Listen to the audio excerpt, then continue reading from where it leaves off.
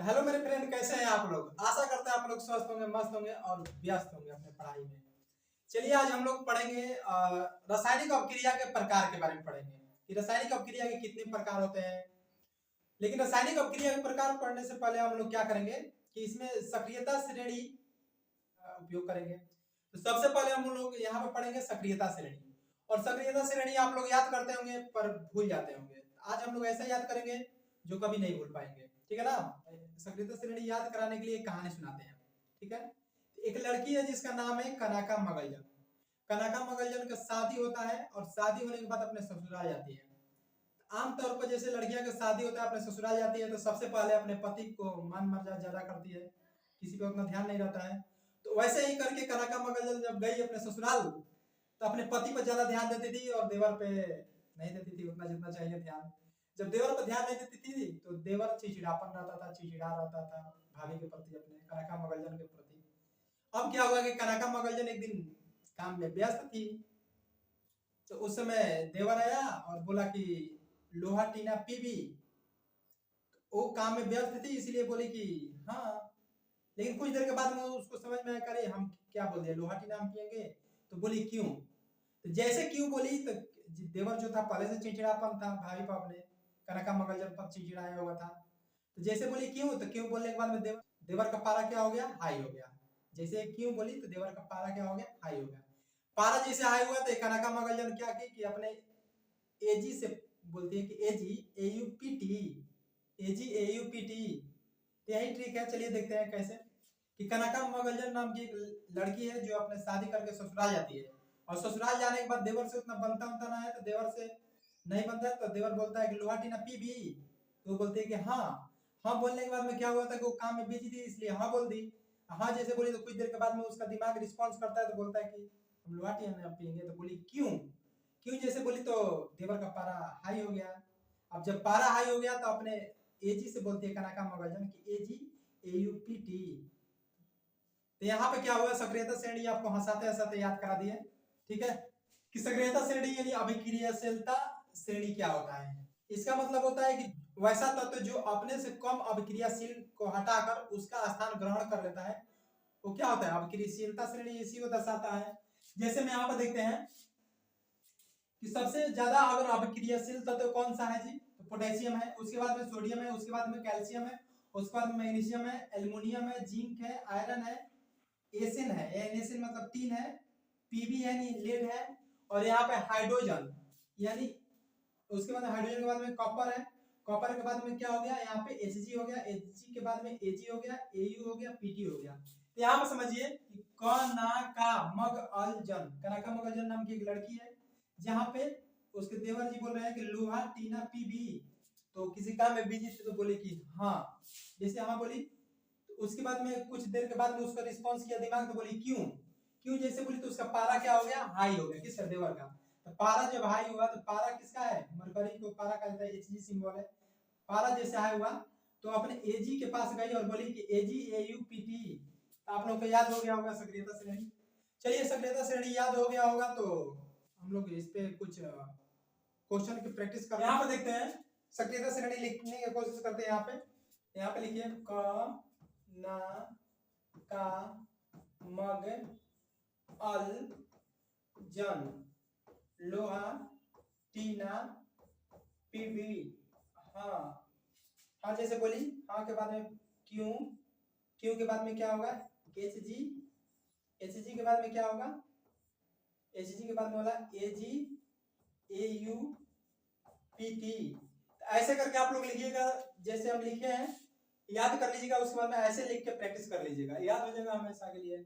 अब यहाँ पर देखते हैं कि जिंक जो है, पहला क्वेश्चन में लिखे कि जिंक सल्फ्यूरिक अम्ल से यहाँ पे अपक्रिया करता है H2SO4 के साथ। तो जिंक और हाइड्रोजन में कौन सा ज्यादा अभिक्रियाशील तत्व है दोनों में। तो यहाँ पर देखते हैं कि सबसे ज्यादा अगर अभिक्रियाशील तत्व है तो सबसे ऊपर में सबसे ज्यादा होता है पोटेशियम तत्व है, सबको विस्थापित कर सकता है यानी सबको हटा सकता है अपना वहां से, ठीक है ना। और यहाँ पर सोडियम देखेंगे तो सोडियम भी सबको विस्थापित कर सकता है, सिर्फ किसको विस्थापित नहीं करेगा तो पोटेशियम को विस्थापित नहीं कर सकता है, ठीक है ना। तो उसी प्रकार से यहाँ पे देखेंगे कि जो जिंक है, यहाँ पे जिंक है और यहाँ पे क्या है, हाइड्रोजन है। इसमें कौन किसको भगाएगा भाई, कौन हटाएगा यहाँ पे विस्थापित करेगा। तो यहाँ पे जो जिंक है हाइड्रोजन को विस्थापित करेगा। विस्थापित करने का अर्थ है कि उसको भगा के अपना स्थान ग्रहण कर लेगा। यहाँ पे देखते हैं कि जिंक जो है इसको हाइड्रोजन को हटाएगा बाहर, तो यहाँ पे बना लेगा ZnSO4 और यहाँ पे क्या निकल जाएगा जी, हाइड्रोजन गैस बाहर निकल जाएगा। समझ में आया? अब नहीं आया तो दूसरा क्वेश्चन देखते हैं, दूसरा में शायद समझ में आ जाए आप लोगों को। चलिए, आयरन और कॉपर में देखा जाए कि आयरन और कॉपर में सबसे ज्यादा अभिक्रियाशील तत्व कौन है। तो देखिए यहाँ पे आयरन कहाँ पे है, आयरन यहाँ पे है, देखिए आयरन यहाँ पे है, आयरन और आयरन यहाँ पे है, और उसके बाद में कॉपर कहाँ पे है, कॉपर यहाँ पे है। तो ऊपर वाला नीचे वाला को विस्थापित करेगा, तो यानी ये आयरन जो है ये कॉपर को विस्थापित कर देगा, यानी कॉपर को वहां से भगा देगा और अपना ग्रहण स्थान कर लेगा। तो यहाँ पे देखिए क्या बना लेगा, FeSO4 और इससे बाहर क्या हो जाएगा, कॉपर बाहर हो जाएगा। समझ में आया? चलिए, नहीं आया तो एक तीसरा देखते हैं क्वेश्चन यहाँ पे कि जिंक और आयरन में कौन सा ज्यादा अभिक्रियाशील तत्व है। तो जिंक देखते हैं, इसमें जिंक कहाँ है जी, तो जिंक यहाँ पे है और आयरन कहाँ पे है। तो आयरन अगर देखेंगे तो आयरन कहाँ पे है, यहाँ पे देखिए जिंक के नीचे में जस्ट आयरन यहाँ पे है। तो यहाँ पे क्या करेगा कि जिंक आयरन को भगा देगा, भगाने के बाद में अपना स्थान ग्रहण कर लेगा। तो जिंक इस पे भगाएगा यहाँ पे तो ZnSO4 बन जाएगा और साथ में क्या हो जाएगा, आयरन इससे बाहर हो जाएगा। ठीक है, तो यहाँ तक आप लोग समझ गए होंगे। चलिए आगे बढ़ते हैं, देखते हैं एक और एग्जांपल है, तो इस पे भी लिख लीजिए जो ट्रिक है। कनका मगजन, कना का मग अल जन लोहा टीना पीबी। हाँ, हाँ के बाद में क्या हुआ, क्यों, क्यों के बाद में Hg, ऐसे करके और आगे भी है लेकिन आगे छोड़ देते हैं, इतना ही हो जाएगा। कॉपर और आयरन में देखा जाए कौन अभिक्रियाशील है, कॉपर और आयरन में। तो कॉपर कहाँ पे है जी, तो कॉपर यहाँ पे है, कॉपर यहाँ पे हो गया और आयरन यहाँ पे है।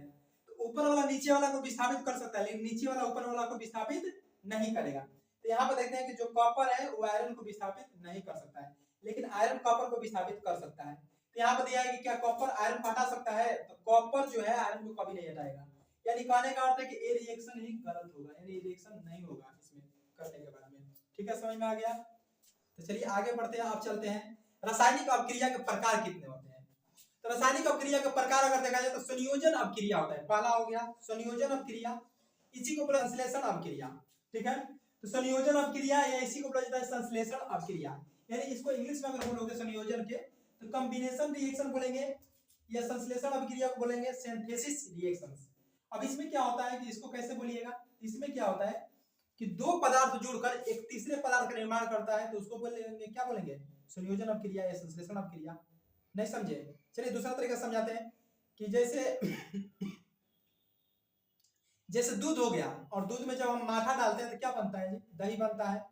तो दही बन रहा है, दूध और माठा मिलाने के बाद में क्या बन रहा है, दही बन रहा है ना। यानी दो चीज मिलाने के बाद में एक तीसरा चीज बन रहा है और अकेला चीज बन रहा है। तो ये कौन सा अपक्रिया होगा, संयोजन अपक्रिया होगा। संयोजन अपक्रिया कहने का अर्थ ये हुआ कि अभिकार में बहुत सारे पदार्थ होंगे और जुड़कर क्या बनाएंगे, प्रतिफल में सिर्फ और सिर्फ एक पदार्थ बनाएंगे, तो क्या बनेंगे, संयोजन अपक्रिया। संयोजन मतलब होता ही है कि आपस में सब जुड़कर एक हो जाना। समझ में आया? चलिए आगे देखते हैं कि वैसी रासायनिक अपक्रिया जिसमें दो या दो से अधिक पदार्थ आपस में जुड़कर एक नए भिन्न गुण वाले पदार्थ बनाते हैं। एक नए भिन्न गुण वाले क्या बनाएंगे, पदार्थ बनाएंगे। इस प्रकार के अपक्रिया को क्या करेंगे, संयोजन अपक्रिया करेंगे या संश्लेषण अपक्रिया करेंगे। जैसे यहाँ पे A एक पदार्थ है और B एक पदार्थ है, तो दोनों पदार्थ आपस में जब जुड़ता है तो A भी एक पदार्थ बनाता है और ये जो A भी पदार्थ बना A और B के गुणों से भिन्न होगा। ठीक है ना, तो ये कौन प्रकार का अपक्रिया हो गया, संयोजन अपक्रिया हो गया। अगर यहाँ तक नहीं समझ में आया तो चलिए एग्जाम्पल देखकर समझते हैं और भी आसानी से। जैसे यहाँ पर देखते हैं कि कार्बन जो है ऑक्सीजन के साथ संयोग करता है तो क्या बनाता है, कार्बन डाइऑक्साइड बनाता है। ठीक है, उसी प्रकार से मैग्नीशियम जो है ऑक्सीजन के साथ संयोग करता है तो क्या बनाता है, मैग्नीशियम ऑक्साइड बनाता है। तो यहाँ पर देखते हैं कि अभिकारक की तरफ देखते हैं तो यहाँ पे कितना तत्व है, कितना पदार्थ है। अभिकारक की तरफ देखते हैं तो दो पदार्थ है, अभिकारक की तरफ दो पदार्थ है। लेकिन जब भी होगा संयोजन अपक्रिया या संश्लेषण अपक्रिया होगा तो प्रतिफल में सिर्फ और सिर्फ एक ही पदार्थ बनेगा। तो देखो यहाँ पे एक ही पदार्थ बन रहा है दोनों में, तो कैसा अपक्रिया हो गया जी, संयोजन अपक्रिया हो गया। ठीक है, चलिए आगे बढ़ते हैं। आप लोगों के बोर्ड एग्जाम में एक क्वेश्चन पूछा जाता है कि वायु में जलाने से पहले मैग्नीशियम फीता को साफ क्यों किया जाता है। ठीक है, तो मैग्नीशियम फीता को क्यों साफ किया जाता है उसके बारे में बता रहे हैं कि यहाँ पे देखिए कि जो मैग्नीशियम फीता होता है वो मैग्नीशियम धातु का बना हुआ एक फीता होता है। ठीक है, और मैग्नीशियम धातु आपको बता दें कि मैग्नीशियम धातु जो होता है बहुत ही ज्यादा अपक्रियाशील धातु होता है, ठीक है ना, बहुत ज्यादा अपक्रियाशील धातु होता है। तो जैसे मैग्नीशियम धातु को यानी मैग्नीशियम फीता को जब आप मार्केट से खरीद कर लाइएगा और कुछ दिन तक अपने खुली वायु में छोड़ दीजिएगा तो वायु में क्या पाया जाता है, ऑक्सीजन पाया जाता है, और ऑक्सीजन के साथ तो संयोग करता है, अपक्रिया करता है ऑक्सीजन से। तो ऑक्सीजन के से अपक्रिया करके जो जो मैग्नीशियम फीता होगा उसके चारों तरफ एक लेयर बनाता है मैग्नीशियम धातु। जब मैग्नीशियम फीता को जलाते हैं तो नहीं जल पाता है। तो अब क्या करेंगे, तो मैग्नीशियम जो फीता है उसके मैग्नीशियम ऑक्साइड का परत हटाने के लिए हम लोग रेगमाल का उपयोग करेंगे, नहीं सैंड पेपर। नहीं समझ में आ रहा है रेगमाल या सैंड पेपर? तो इसको बोला जाता है सिरस्पाता। सिरस्पाता क्या होता है कि पतला कागज सा होता है, कागज के ऊपर में बालू का छोटा छोटा टुकड़ा सटा रहता है, उसी को बोलते हैं सैंड पेपर। सैंड मतलब होता है बालू और पेपर मतलब पेपर। तो पेपर के ऊपर में अगर बालू सटा रहेगा तो उसको क्या बोलेंगे, सैंड पेपर। तो अब मैग्नीशियम फीता को क्या करेंगे, उसको रब करेंगे, नहीं रगड़ेंगे, किससे, सैंड पेपर से। और सैंड पेपर यानी रेगमाल से जब रगड़ेंगे तो मैग्नीशियम धातु के ऊपर में, मैग्नीशियम रिबन के ऊपर में क्या होता है, मैग्नीशियम ऑक्साइड का परत धीरे धीरे हट जाता है। जब मैग्नीशियम ऑक्साइड का परत हटता है तो आप जलाते हैं तो कैसे चलता है, चमकीला सफेद लौ के साथ जलता है। कैसा लौ के साथ, चमकीला सफेद लौ के साथ जलता है। और जलने के बाद में उससे जो अवशेष प्राप्त होता है वो कैसा होता है, सफेद चूर्ण प्राप्त होता है। कैसा, सफेद चूर्ण। और सफेद क्या चीज का चूर्ण प्राप्त होता है, मैग्नीशियम ऑक्साइड का, ठीक है ना। तो जब मैग्नीशियम फीता को वायु की उपस्थिति में जलाते हैं तो मैग्नीशियम ऑक्साइड का सफेद चूर्ण प्राप्त होता है और चमकीला सफेद लौ के साथ जलता है। वायु में जलाने से पहले मैग्नीशियम फीता यानी रिबन को क्यों साफ किया जाता है, तो मैग्नीशियम फीता मैग्नीशियम धातु का बना होता है। मैग्नीशियम फीता किसका बना होता है, मैग्नीशियम धातु का बना होता है। और मैग्नीशियम धातु जो होता है बहुत ही अधिक अभिक्रियाशील धातु है। मैग्नीशियम जो होता है बहुत ही अधिक अभिक्रियाशील धातु होता है। इसको वायु में खुला छोड़ देने पर क्या होता है कि वायु में उपस्थित ऑक्सीजन से क्या कर लेता है, ऑक्सीजन से संयोग कर लेता है, और संयोग करने के बाद में क्या बनाता है, तो मैग्नीशियम ऑक्साइड का परत बना होता है। मैग्नीशियम फीता के चारों तरफ क्या बनाता है, मैग्नीशियम ऑक्साइड का परत बनाता है, जिसके कारण क्या होता है कि जिसके कारण मैग्नीशियम फीता को वायु में जलाने पर नहीं जलता है। वायु में जलाएंगे तो क्या होगा, नहीं जलेगा। तो वायु में जलाने पर क्या होता है, नहीं जलता है। अब जब नहीं जलेगा तो क्या करेंगे कि मैग्नीशियम फीता को जलाने से पहले क्या करेंगे, रेगमाल यानी सैंड पेपर से उसको अच्छी तरह से साफ करते हैं। और साफ करने के बाद यह जलता है तो ऑक्सीजन से संयोग करके जब जलता है तो चमकीला सफेद लौ के साथ जलता है। कैसा, चमकीला सफेद यानी श्वेत लौ के साथ जलता है। और साथ में जलने के बाद में क्या बनाता है, मैग्नीशियम ऑक्साइड का सफेद चूर्ण बनाता है। किसका, तो मैग्नीशियम ऑक्साइड का कैसा चूर्ण बनाता है जी, तो सफेद चूर्ण प्राप्त होता है। समझ में आया। तो इससे आपको क्वेश्चन आएगा, पूछेगा कि मैग्नीशियम धातु को जब ऑक्सीजन की उपस्थिति में जलाते हैं तो कैसा लौ के साथ जलता है, तो चमकीला सफेद लौ के साथ जलता है। पहला क्वेश्चन हो गया। और दूसरा क्वेश्चन पूछेगा कि मैग्नीशियम धातु को ऑक्सीजन की उपस्थिति में जलाते हैं तो कैसा चूर्ण प्राप्त होता है और किसका चूर्ण प्राप्त होता है, तो श्वेत चूर्ण प्राप्त होता है। और किसका चूर्ण प्राप्त होता है, मैग्नीशियम ऑक्साइड का चूर्ण प्राप्त होता है। ठीक है, इसका रिएक्शन देखते हैं। यानी मैग्नीशियम फीता को ऑक्सीजन की उपस्थिति में जलाते हैं तो चमकीला सफेद लौ के साथ जलता है।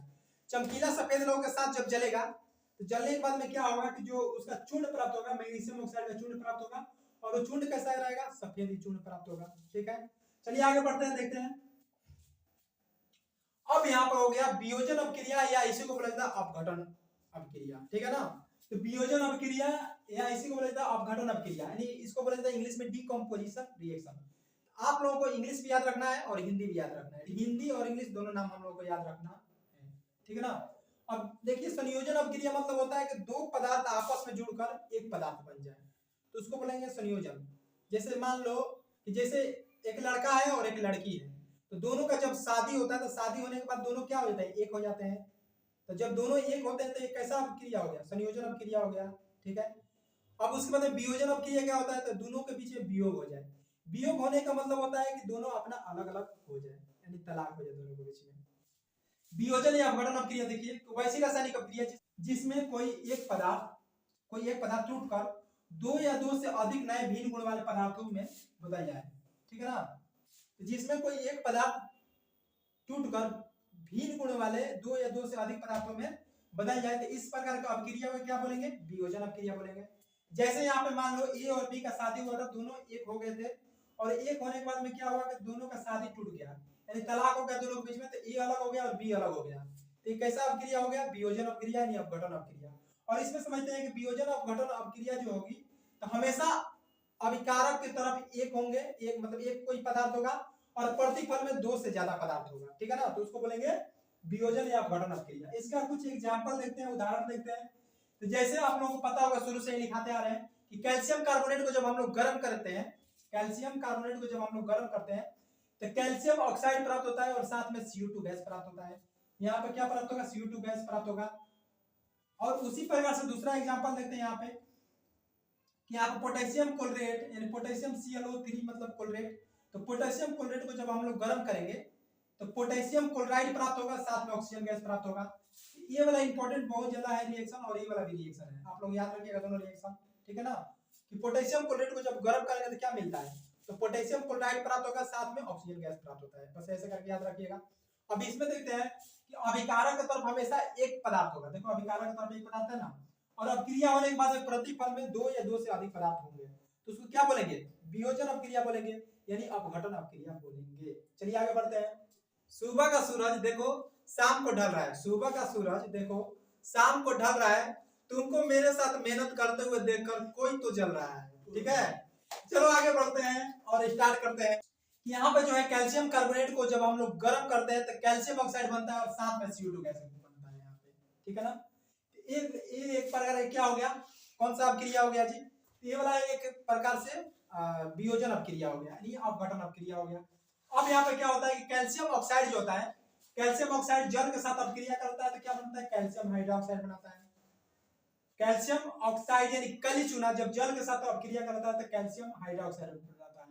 और कली चूना आप लोग देखे होंगे, कैसे देखे होंगे, तो दिवाली घर जब आप लोग पुताई करते होंगे, जो लोग खैनी खाते हैं, खैनी के साथ जो चूना लेते हैं, पान के साथ जो चूना लेते हैं, तो वही चूना होता है, कौन सा होता है, कैल्शियम हाइड्रोक्साइड चूना होता है, ठीक है ना।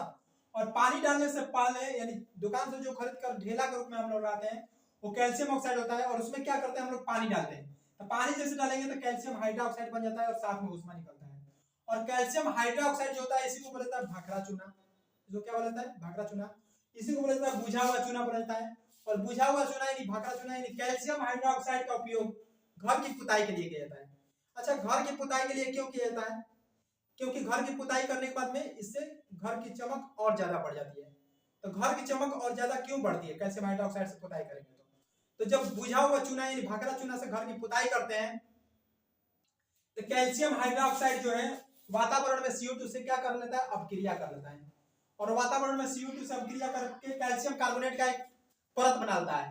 कैल्शियम कार्बोनेट का जैसे ही परत बनाएगा तो इसके कारण क्या हो जाता है कि दीवार का जो चमक होता है बहुत ज्यादा बढ़ जाती है, ठीक है ना। और साथ ही साथ उससे क्या होता है, पानी बाहर निकल जाता है। तो यही वाला रिएक्शन है। अब इसके आधार पे एक क्वेश्चन आपके बोर्ड एग्जाम में पूछा जाता है, उस पर थोड़ा ध्यान देते हैं और देखते हैं। चलिए यहाँ पे क्वेश्चन है कि भाखड़ा चूना, आप लोग इंग्लिश याद रखिएगा, ठीक है ना। कभी कभी इसको चूना जल भी बोल देगा, भाखड़ा चूना बोल देगा, बहुत सारा नाम है, लेकिन इंग्लिश में एक नाम इसका याद रखिएगा जिससे काम चल जाएगा। इसको सिलेक्ट लाइन बोला जाता है, क्या बोला जाता है, सिलेक्ट लाइन, ठीक है।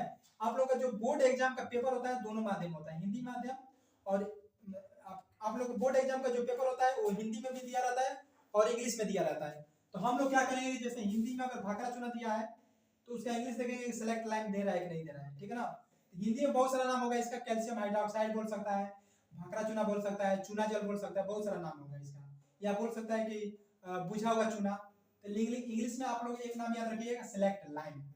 तो भाखड़ा चूना यानी सिलेक्ट लाइन का जलीय विलयन का उपयोग, जलीय विलयन का उपयोग दीवार की सफेदी के लिए क्यों किया जाता है, दीवार की सफेदी के लिए क्यों किया जाता है, चलिए बताते हैं यहाँ पे। क्योंकि भाखड़ा चूना से दीवार की पुताई करने पर वायु में उपस्थित कार्बन डाइऑक्साइड, भाखड़ा चूना से दीवार की पुताई करने पर क्या होगा कि वायु में उपस्थित कार्बन डाइऑक्साइड से क्या कर लेता है, संयोग कर लेता है, और संयोग करने के बाद में क्या बना लेता है, दीवार पर एक पतला परत बना लेता है, किसका, कैल्शियम कार्बोनेट का पतली परत बना लेता है।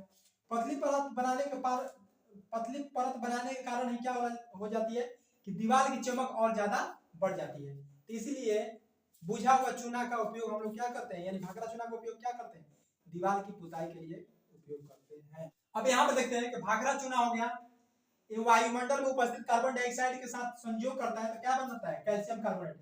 और इसी कैल्शियम कार्बोनेट बनने के कारण क्या होता है कि दीवार की चमक क्या हो जाती है, बढ़ जाती है, और जो उसमें पानी होता है वो पानी क्या हो जाता है, उड़ जाता है, ठीक है ना। चलिए आगे देखते हैं। अब यहाँ पर हो गया विस्थापन अपक्रिया या एकल विस्थापन अपक्रिया, इसी को बोला जाता है, या प्रतिस्थापन अपक्रिया, ठीक है ना। इसका कितना नाम हो गया, तो इसका 3 नाम हो गया। अगर विस्थापन सिर्फ बोलेगा तो आपको समझना है कि अगर विस्थापन का मतलब होता है एकल विस्थापन या प्रतिस्थापन अपक्रिया, ठीक है ना। अब एकल विस्थापन कहने का अर्थ है कि एक बार किसी चीज को विस्थापित करेगा, तो उसको बोलेंगे एकल विस्थापन, या इसी को बोला जाता है विस्थापन अपक्रिया, इसी को बोला जाता है प्रतिस्थापन अपक्रिया। इंग्लिश में इसको क्या कहा जाता है, सिंगल डिस्प्लेसमेंट रिएक्शन। तो यहाँ पर समझते हैं कि वैसी रासायनिक अपक्रिया जिसमें अधिक अपक्रियाशील तत्व है, यानी वैसी रासायनिक अपक्रिया जिसमें अधिक अपक्रियाशील तत्व है अपने से कम अपक्रियाशील तत्व को उसके स्थान से हटाकर उसका स्थान स्वयं ग्रहण कर लेता है। तो इस प्रकार के अपक्रिया को बोला जाता है एकल विस्थापन अपक्रिया या विस्थापन अपक्रिया या प्रतिस्थापन अपक्रिया, ठीक है। तो इससे पीछे में आप लोगों को शुरू में ही पढ़ाए थे क्रियाशीलता श्रेणी, सक्रियता श्रेणी या क्रियाशीलता श्रेणी पढ़ाए थे, तो वही वाला यहाँ पे उपयोग किया जाएगा, ठीक है ना। अपने से अधिक क्रियाशील तत्व अपने से कम क्रियाशील तत्व को हटाकर उसका स्थान क्या कर लेगा, ग्रहण कर लेगा, ठीक है। एकल विस्थापन का जैसे में देखते हैं कि ए जो है बहुत ज्यादा अपक्रियाशील तत्व है, ठीक है ना। ए क्या है, बहुत ज्यादा अपक्रियाशील तत्व है।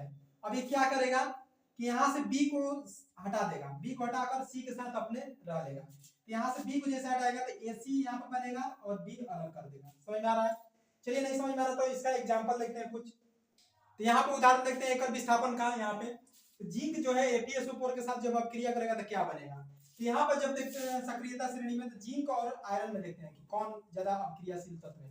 तो यहाँ पर देखेंगे जिंक और आयरन में कौन अपक्रियाशील तत्व है। तो जिंक और आयरन में सबसे ज्यादा अपक्रियाशील तत्व कौन है, तो जिंक है।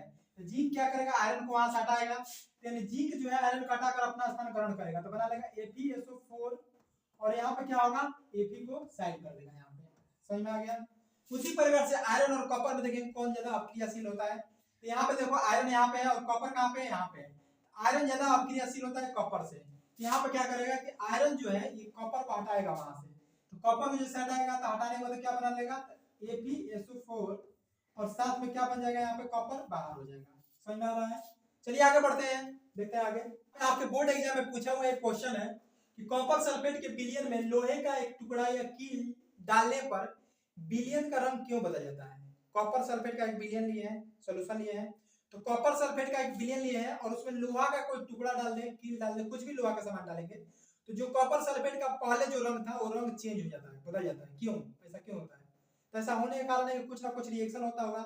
चलिए उसी रिएक्शन के बारे में पढ़ते हैं कि कॉपर सल्फेट के विलयन में जब लोहे का एक टुकड़ा या कील डालते हैं तो विलयन का रंग क्यों बदल जाता है, इसमें ऐसा क्या होता है कि बदल जाता है। इसमें रिएक्शन होता है, इसमें रिएक्शन होता होगा, यानी कहने का अर्थ है कॉपर जो है लोहा के तुलना में कम क्रियाशील होता है। इसमें क्या होता है, लोहा के तुलना में कॉपर कम क्रियाशील होता है। यहीं पे पढ़ते हैं, चलिए यहाँ पर देखते हैं कि जब लोहे के टुकड़े या कांटे को कॉपर सल्फेट के विलयन जलीय विलयन में डाला जाता है तो लोहा कॉपर से अधिक अपक्रियाशील होता है। लोहा जो होता है, लोहा कैसा होता है, तो कॉपर से अधिक अपक्रियाशील होगा। तो लोहा जब कॉपर से अधिक अपक्रियाशील होगा, लोहा जब कॉपर से अधिक अपक्रियाशील होगा तो लोहा कॉपर सल्फेट से कॉपर को हटाकर अपना स्थान ग्रहण कर लेगा, यानी आयरन सल्फेट बना लेगा, जिसके कारण लोहा कॉपर सल्फेट के विलयन से कॉपर को विस्थापित कर यानी हटाकर स्वयं अपना स्थान ग्रहण कर लेता है और ग्रहण कर आयरन सल्फेट बना लेता है। क्या बना लेता है, आयरन सल्फेट बना लेता है, जिससे कॉपर सल्फेट जो विलयन था उसका कैसा रंग था, तो कॉपर सल्फेट का जो विलयन था वो कैसा था, नीला रंग का था। और क्या होगा, जैसे लोहा कॉपर सल्फेट से कॉपर वहां से विस्थापित होगा, आयरन सल्फेट बनेगा, तो अब कॉपर सल्फेट का जो नीला रंग है वो गायब होकर धीरे धीरे क्या हो जाएगा, हरा हो जाता है।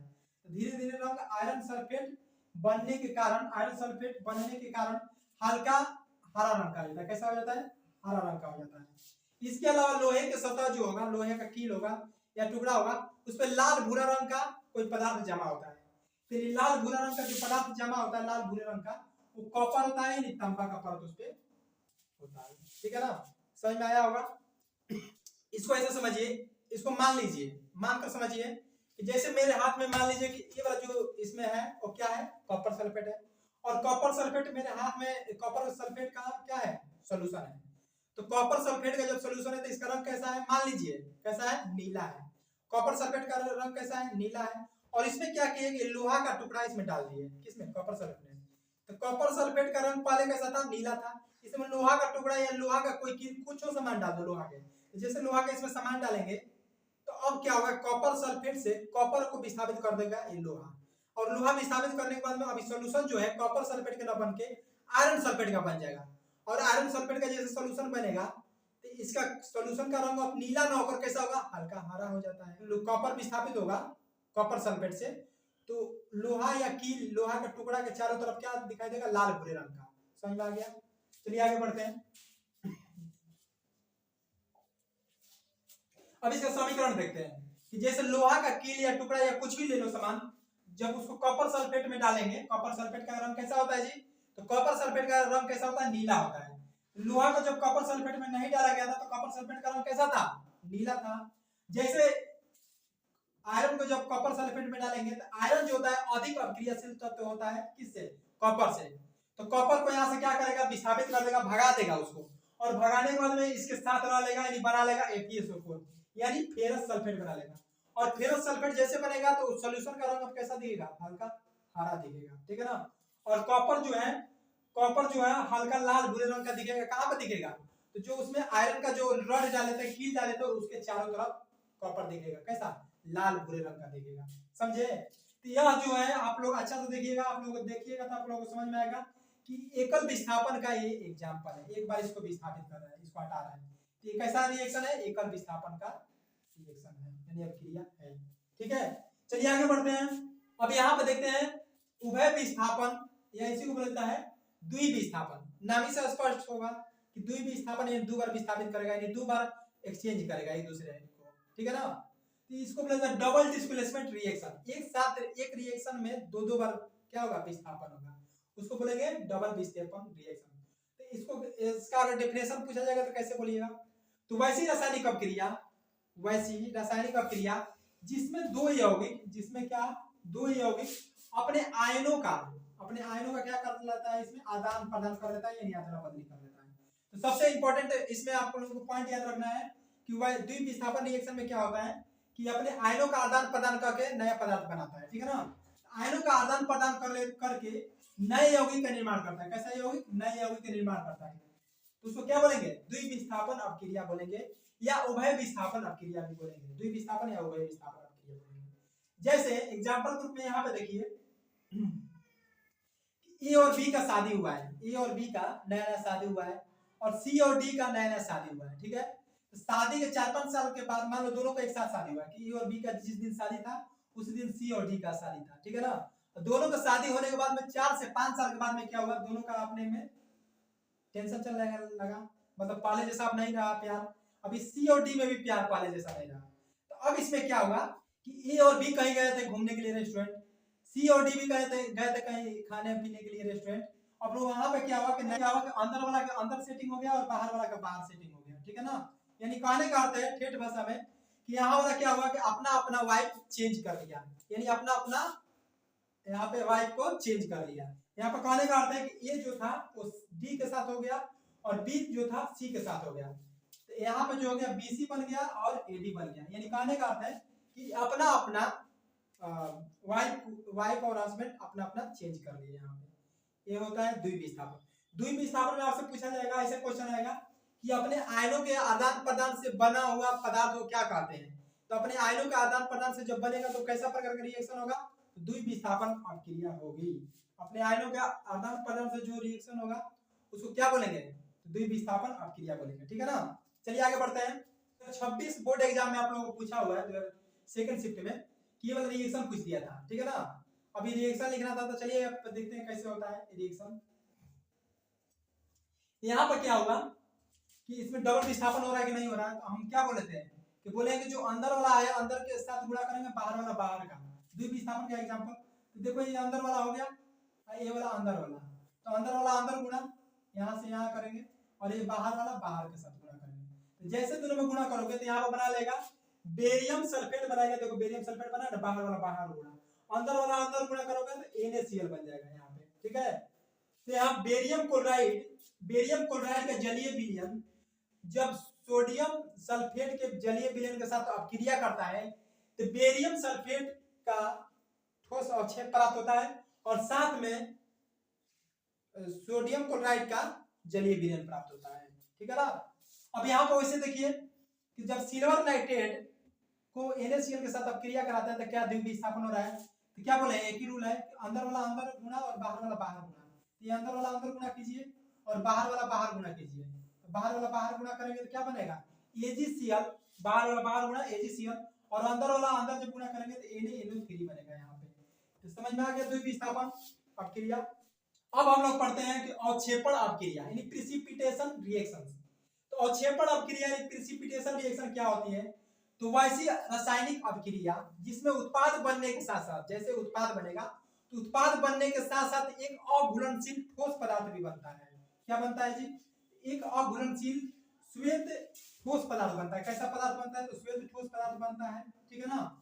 जो अपक्रिया होने के पश्चात विलयन जो होता है उसमें नीचे पेंदी में बैठ जाता है। ठीक है ना।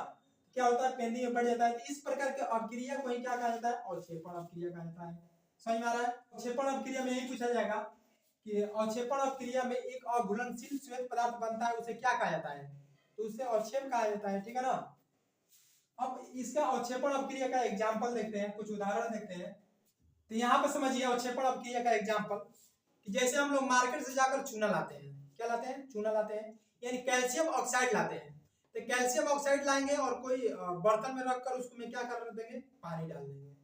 तो पानी जैसे डालेंगे बर्तन में डालने के बाद तो वो बुझा हुआ चूना हमको प्राप्त होगा, और बुझा हुआ जैसे चूना प्राप्त होगा तो एक दिन उसको छोड़ देंगे, तो छोड़ने के ऊपर में नीचे में जो बुझा हुआ चूना है नीचे में बढ़ जाएगा, ऊपर में पानी हो जाएगा, पूरा ऊपर में पानी बच जाएगा और उस पानी को अलग कर लेंगे तो उसी को कहा जाता है चूने का पानी। समझ में आ रहा है। चूने का पानी कहने का अर्थ है कि बुझा हुआ चूना से जो पानी निकालेंगे तो उसको क्या बोलेंगे, चूने का पानी बोलेंगे। अब चूने का पानी ले लिए, चूने का पानी लेकर उसमें क्या करेंगे, कार्बन डाइऑक्साइड घोलेंगे। तो कार्बन डाइऑक्साइड कैसे घोलेंगे, चूने के पानी में। तो चूने का पानी लेकर उसमें क्या, तो मुंह से जब CO2 गैस देंगे चूने के पानी में, तो चूना का पानी देखेंगे कुछ देर के बाद में क्या हो जाता है, दूधिया कलर का होता है, यानी दूध देखे वो दूध के जैसा हो जाता है चूने का पानी। यानी दूधिया कलर का होने का कारण क्या है, क्यों होता है दूधिया कलर का, क्यों होता है, क्योंकि चूने का जो पानी होता है वो कार्बन डाइऑक्साइड गैस के साथ संयोग करता है और कार्बन डाइऑक्साइड गैस के साथ संयोग कर कैल्शियम कार्बोनेट बनाता है। तो कैल्शियम कार्बोनेट का एक श्वेत अवक्षेप दिखता है हम लोगों को। ठीक है ना। इसी कारण चूने का पानी क्या होता है, दूधिया कलर का होता है CO2 गैस के कारण। चलिए यहाँ पर यही लिखा हुआ है, देख लीजिए कि जब कार्बन डाइऑक्साइड चूने का पानी, यानी चूने का पानी का क्या फार्मूला होता है जी, तो बुझा हुआ चूना का जो फार्मूला होता है वही चूने का पानी का होता है। तो चूने का पानी यानी कैल्शियम हाइड्रोक्साइड में, चूने का पानी यानी कैल्शियम हाइड्रोक्साइड में मिलाया जाता है, यानी कार्बन डाइऑक्साइड को चूने के पानी में जब मिलाया जाता है तो कैल्शियम कार्बोनेट के सफेद अवक्षेप प्राप्त होता है। कैल्शियम कार्बोनेट का कैसा अवक्षेप प्राप्त होता है, सफेद अवक्षेप बनने के कारण ही क्या होता है कि चूने का जो पानी है वो कैसा दिखता है जी, तो दूधिया कलर का हो जाता है। कैसा कलर का, दूधिया कलर का। दूधिया कलर मतलब दूध के जैसा हो जाता है। ठीक है। तो यहाँ पर देखिए चूने का पानी यानी कैल्शियम हाइड्रोक्साइड, चूने का पानी यानी कैल्शियम हाइड्रोक्साइड के साथ CO2 जब अपक्रिया करता है तो कैल्शियम कार्बोनेट का सफेद अवक्षेप प्राप्त होता है। अवक्षेप जब भी प्राप्त होगा तो उसको एरो के नीचे की तरफ ऐसे करके दिखाएंगे, यानी सफेद अवक्षेप का बनने के कारण क्या होता है, चूने का पानी कैसा दिखता है, दूधिया कलर का दिखता है और साथ में क्या होता है, पानी अलग हो जाता है। ठीक है, उसमें पानी भी रहता है। चलिए आगे बढ़ते हैं, एक और एग्जांपल देखिए अवक्षेप का बनने का। तो यहाँ पर देखिए समझिए कि जब सिल्वर नाइट्रेट का जलीय विलयन में सोडियम क्लोराइड के जलीय विलयन को मिलाया जाता है, सिल्वर नाइट्रेट के जलीय विलयन में सोडियम क्लोराइड के जलीय विलयन को मिलाया जाता है, तो यहाँ पे क्या होता है, सिल्वर क्लोराइड का यानी अंदर वाला अंदर गुणा, जिसे अंदर वाला अंदर गुणा और बाहर वाला बाहर गुणा करना है, तो अंदर वाला अंदर गुणा करेंगे यहाँ पे और बाहर वाला बाहर गुणा करेंगे, तो यहाँ पे क्या बन जाएगा, सिल्वर क्लोराइड बन रहा है। सिल्वर क्लोराइड एक सॉलिड फॉर्म में होता है। सिल्वर क्लोराइड का श्वेत दही जैसा अवक्षेप प्राप्त होता है और साथ में सोडियम नाइट्रेट प्राप्त होता है। क्या प्राप्त होता है, सोडियम नाइट्रेट। अब पढ़ते हैं यहाँ पे थर्मल डिकम्पोजिशन रिएक्शन, यानी उष्मीय वियोजन या विघटन या तापीय वियोजन या अपक्रिया। ठीक है ना। तो यहाँ पे देखते हैं उष्मीय वियोजन का अर्थ हुआ कि उष्मा के कारण क्या होता है, वियोजन मतलब टूट जाता है। तो उष्मा देने पर क्या होता है, उष्मा के कारण क्या होता है, कोई पदार्थ टूटता है तो उसको क्या बोलते हैं, उष्मीय वियोजन या विघटन या तापीय वियोजन अपक्रिया बोला जाता है, यानी थर्मल डिकम्पोजिशन रिएक्शन। वैसा रासायनिक अपक्रिया जिसमें कोई पदार्थ गर्म करने पर क्या होता है, टूट जाता है।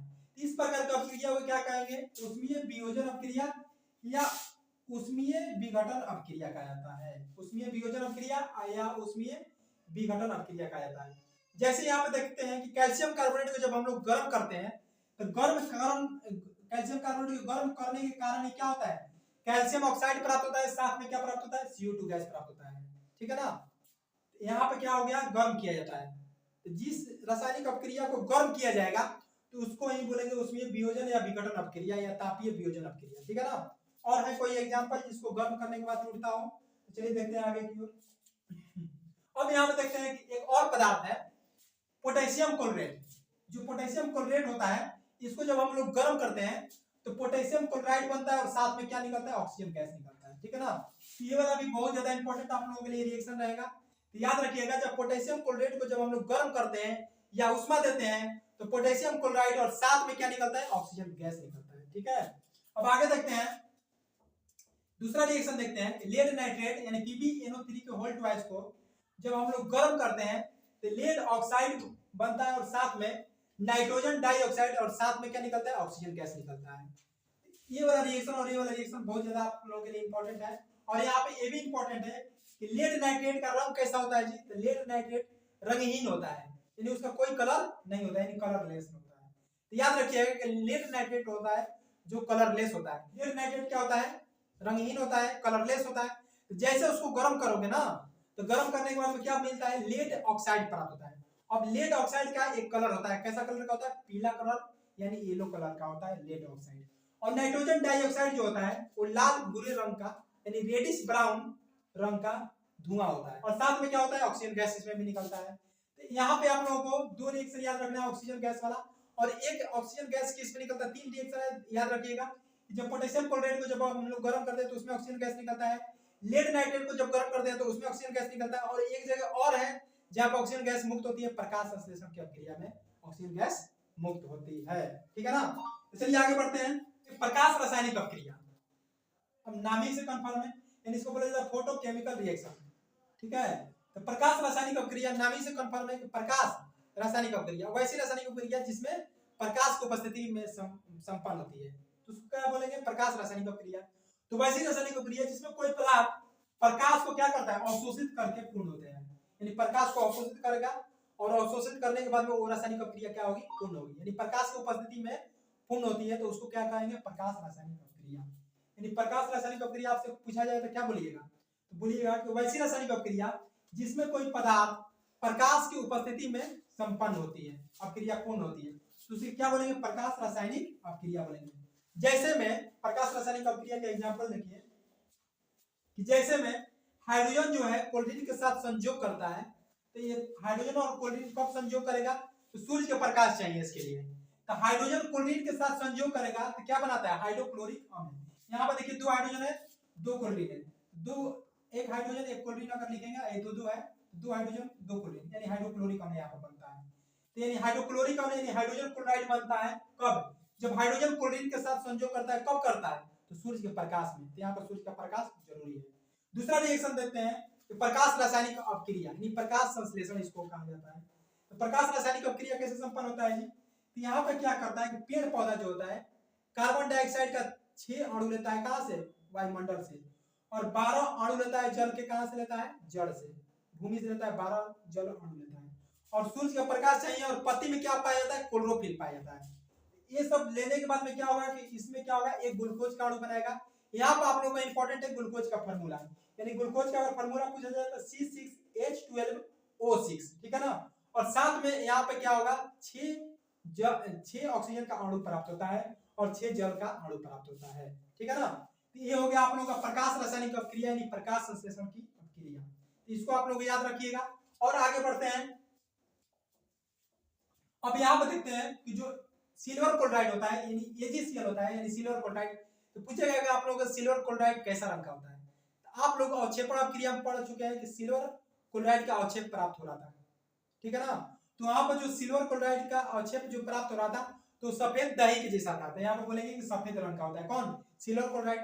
और सिल्वर क्लोराइड के विलयन को जब हम लोग सूर्य के प्रकाश में छोड़ते हैं तो क्या है, क्या होता है, तो सिल्वर अलग हो जाता है और क्लोराइड अलग हो जाता है। जैसे इसमें सिल्वर क्लोराइड को सूर्य के प्रकाश में रखेंगे तो सिल्वर अलग हो जाएगा और क्लोराइड अलग हो जाएगा। तो अब यहाँ पर जो सिल्वर कलर होता है यानी सिल्वर चांदी का जो रंग होता है कैसा होता है जी, तो श्वेत भूरा रंग का होता है, यानी श्वेत ग्रे रंग का होता है। तो आपसे पूछेगा कि चांदी का रंग कैसा होता है, तो श्वेत ग्रे रंग का होता है, चांदी का रंग होता है। लेकिन पूछेगा आपसे कि सिल्वर क्लोराइड का रंग कैसा होता है, तो सफेद रंग का होता है। क्यों होता है सफेद रंग का, क्योंकि एक प्रकार का क्या होता है, अवक्षेप होता है, इसलिए इसके सिल्वर क्लोराइड का रंग कैसा होता है, श्वेत होता है। अब आगे बढ़ते हैं कि सिल्वर ब्रोमाइड पदार्थ को क्या करेंगे, सूर्य के प्रकाश में जब छोड़ेंगे तो सिल्वर यहाँ पे अलग हो जाएगा और ब्रोमाइड अलग हो जाएगा, ठीक है ना। ये सब जो क्रिया आप लोग बताए हैं सारा सूर्य के प्रकाश में ही संभव हो सकती है, ठीक है ना। चलिए आगे देखते हैं। अब यहाँ पे देखते हैं एजीआई, एजीआई का मतलब हो गया सिल्वर आयोडाइड। तो सिल्वर आयोडाइड जब देखिएगा तो कैसा दिखेगा, पीला कलर का दिखेगा। तो इसका आप लोगों को याद रखना है कि सिल्वर आयोडाइड कैसा होता है, पीला होता है। और सूर्य के प्रकाश में जब इसको छोड़ देंगे सिल्वर अलग हो जाएगा और आयोडाइड क्या हो जाएगा, अलग हो जाएगा। ये वाला भी रिएक्शन जो होगा सूर्य का प्रकाश जरूरी है इसमें। अब यहाँ पे एक नोट है, याद रखिएगा कि जो सिल्वर ब्रोमाइड होता है उसका उपयोग किया जाता है फोटोग्राफी में। कहाँ पे किया जाता है, फोटोग्राफी में। ब्लैक एंड व्हाइट वाले जमाने में क्या आता था, टीवी आता था, टेलीविजन आता था। तो ब्लैक एंड व्हाइट जो टेलीविजन आता था उस पर चित्र बनता था, मतलब आगे में जो हम लोग देखते थे चित्र देखते थे, तो किसके कारण बनता था, तो उसमें सिल्वर ब्रोमाइड का लेप किया जाता था, उसी कारण उसमें चलचित्र बनता था, ठीक है ना। तो याद रखिएगा कि सिल्वर ब्रोमाइड के कारण फोटोग्राफी यानी ब्लैक एंड व्हाइट फोटोग्राफी में उपयोग होता है। पूछेगा क्वेश्चन कि सिल्वर ब्रोमाइड का उपयोग कहाँ होगा, तो फोटोग्राफी में। फोटोग्राफी का लेगा होता है मतलब ब्लैक एंड व्हाइट फोटोग्राफी में उपयोग होता है। और यहाँ पे सिल्वर आयोडाइड का उपयोग कहाँ होता है, सिल्वर आयोडाइड का बादल के ऊपर में जैसे स्प्रे करेंगे यानी छिड़काव करेंगे तो बादल क्या होगा, बरस जाएगा, पानी के रूप में बरस जाता है। यानी कृत्रिम वर्षा में किसका उपयोग करेंगे, सिल्वर आयोडाइड का। जहाँ पे अगर लगेगा कि नहीं वर्षा हो रहा है तो वहां पे क्या करेंगे, कोई जहाज से जाएंगे, एरोप्लेन हेलीकॉप्टर से जाएंगे और क्या करेंगे, बादल पर क्या छिड़क देंगे, सिल्वर आयोडाइड, वहां पर वर्षा हो जाएगी। 26 में फर्स्ट शिफ्ट में क्वेश्चन पूछा हुआ था कि वैद्युत अपघटन अपक्रिया या विद्युतीय वियोजन अपक्रिया क्या होता है, ठीक है ना। तो इसको बोला जाता है इंग्लिश में बोला जाता है वैद्युत अपघटन अपक्रिया को क्या बोला जाता है, इलेक्ट्रोलाइसिस बोला जाता है। विद्युतीय वियोजन अपक्रिया बोला जाता है इलेक्ट्रोलाइटिक डिकम्पोजिशन रिएक्शन। तो आप लोग इंग्लिश और हिंदी दोनों याद रखिएगा। तो देखो इसमें क्या है कि वैद्युत अपघटन अपक्रिया, वैद्युत मतलब होता है विद्युत, तो विद्युत के कारण क्या होगा, अपघटन मतलब होता है टूटना। तो कोई पदार्थ जो है विद्युत के कारण अगर टूटता है तो उसको बोला जाएगा वैद्युत अपघटन अपक्रिया। जैसे यहाँ पे देखिए वैसी रासायनिक क्रिया जिसमें कोई पदार्थ विद्युत धारा के प्रवाहित करने पर, क्या चीज, विद्युत धारा प्रवाहित करने पर क्या होता है, टूट जाता है। तो विद्युत धारा प्रवाहित करने पर टूटता है तो उसको क्या बोलेंगे, वैद्युत अपघटन बोलेंगे या इलेक्ट्रोलाइसिस बोला जाता है, ठीक है ना। विद्युत वियोजन अपक्रिया या इलेक्ट्रोलाइसिस अपक्रिया कहते हैं। जैसे हो गया नमक, नमक हो गया यानी नमक पानी का घोल जब लेंगे यानी NaCl, तो नमक पानी के घोल पर क्या करेंगे, हम लोग विद्युत धारा प्रवाहित करेंगे तो सोडियम अलग हो जाएगा और क्लोरीन अलग हो जाएगा। सोडियम जो है कहाँ पर जमा होगा जी, तो कैथोड पर जमा होगा, और क्लोरीन कहाँ पर जमा होगा, एनोड पर होगा। जितना भी धातुएं होती है वो कैथोड पर होती है, और क्लोरीन और ऑक्सीजन जो होगा कहाँ पर होगा, एनोड पर होगा। तो चलिए आगे बढ़ते हैं यहाँ पे। अब यहाँ पे देखते हैं एल्युमिनियम ऑक्साइड, यहाँ पे जो है एल्युमिनियम ऑक्साइड, एल्युमिनियम ऑक्साइड पे जैसे ही हम विद्युत धारा प्रवाहित करेंगे तो इसमें से एल्युमिनियम अलग हो जाएगा, यहाँ पे क्या हो गया, एल्युमिनियम अलग हो गया, और ऑक्सीजन कहाँ हो गया, अलग हो गया यहाँ पे ऑक्सीजन। अब बोले कि जितना भी धातुएं होगी वो कहाँ जाएगी, कैथोड पे जाएगी। तो आप लोग याद रखिएगा कि धातुएं क्या होती है, कैथोड पे जाती है, और क्लोरीन और ऑक्सीजन कहाँ जाएगी, एनोड पे जाएगी। तो यहाँ पर ऑक्सीजन कहाँ पे जाएगी, एनोड पे जाएगी, और धातुएं कहाँ पे जाएगी, कैथोड पे जाएगी। अब यहाँ पर समझते हैं इस रासायनिक अपक्रिया में धातुएं कैथोड पर तथा ऑक्सीजन और क्लोरीन गैस कहाँ जाती है, एनोड पर, ठीक है ना। तो ऑक्सीजन और क्लोरीन गैस कहाँ जाएगी, एनोड पर, और धातुएं कहाँ जाएगी, तो धातु जाएगी कैथोड पे, ठीक है ना, याद रखिएगा। चलिए आगे देखते हैं। अब इलेक्ट्रोड, अब इलेक्ट्रोड के बारे में थोड़ा सा जान लेते हैं, इसका पढ़ना होगा तो इसका अलग अलग ही चैप्टर है। चलिए इलेक्ट्रोड के बारे में पढ़ते हैं। तो इलेक्ट्रोड दो प्रकार के होते हैं। इलेक्ट्रोड कहने का अर्थ है कि एक रड जैसा होता है, रड के जैसा होता है, और उसमें इलेक्ट्रोड दो प्रकार के होते हैं, एक होता है एनोड, एक होता है कैथोड। एनोड और कैथोड। एनोड जो होता है, एनोड जो होता है उस पे क्या साइन रहेगा, प्लस का साइन रहेगा, और कैथोड जो होता है उस पे कैसा साइन रहेगा जी, तो उस पे माइनस का साइन रहेगा, ठीक है ना। याद रखिएगा। अब यहाँ पर समझिए कि एनोड क्या होता है। एनोड, एनोड ये हो गया एनोड, ये क्या हो गया कैथोड, ठीक है ना, दोनों नोट रहा था। अब यहाँ पर देखते हैं एनोड के बारे में पढ़ते हैं। एनोड जो होता है अशुद्ध धातुओं का बना होता है। कैसा बना होता है, अशुद्ध धातुओं का बना होता है। एनोड जो होता है अशुद्ध धातुओं का बना होता है, इसमें शुद्ध धातु नहीं होता है। यह धनात्मक इलेक्ट्रोड होता है। ये कैसा इलेक्ट्रोड होता है जी, एनोड जो है धनात्मक इलेक्ट्रोड होता है, ठीक है ना। इस पे कैसा चार्ज रहेगा, लिखा रहेगा प्लस चार्ज रहेगा, ठीक है ना। और ये क्या होता है, वैद्युत अपघटन के द्वारा एनोड पर इलेक्ट्रॉन मुक्त होता है। इलेक्ट्रॉन कहाँ मुक्त होगा, एनोड पर। एनोड पर इलेक्ट्रॉन क्या होता है, मुक्त होता है, ठीक है। और कैथोड जो होता है, कैथोड, तो कैथोड कैसा होता है, तो कैथोड पर हमेशा नेगेटिव चार्ज होता है। और कैथोड जो होता है शुद्ध धातुओं का बना होता है, ठीक है। तो कैथोड जो होता है शुद्ध धातुओं का बना होता है, और कैथोड पर हमेशा याद रखिएगा माइनस चार्ज होता है। कैथोड पर लिखा रहेगा, किसका सिंबल रहेगा, माइनस का रहेगा, निगेटिविटी चार्ज होगा। और कैथोड जो होता है, कैथोड पर इलेक्ट्रॉन को जमा किया जाता है, ठीक है ना, ग्रहण करता है। इसमें इलेक्ट्रोड क्या होता है, यहाँ पर कैथोड के बारे में पढ़ते हैं। तो कैथोड पर कैसा चार्ज रहता है, नेगेटिव चार्ज रहता है। तो कैथोड समानतः कैसा बना होता है, शुद्ध धातु का बना होता है। किसका बना होता है, शुद्ध धातु का बना होता है, ठीक है। और यह ऋणात्मक इलेक्ट्रोड होता है। कैसा इलेक्ट्रोड होता है, तो यह ऋणात्मक इलेक्ट्रोड होता है। कैसा होता है, ऋणात्मक इलेक्ट्रोड होता है। इसलिए वैद्युत अपघटन के द्वारा इलेक्ट्रॉन, मुक्त इलेक्ट्रॉन कहाँ जमा होता है, जमा होता है कहाँ पे, तो कैथोड पे, याद रखिएगा। लेकिन मुक्त इलेक्ट्रॉन कहाँ जमा होता है, तो कैथोड पर। लेकिन इलेक्ट्रॉन कहाँ मुक्त होता है, तो एनोड पे।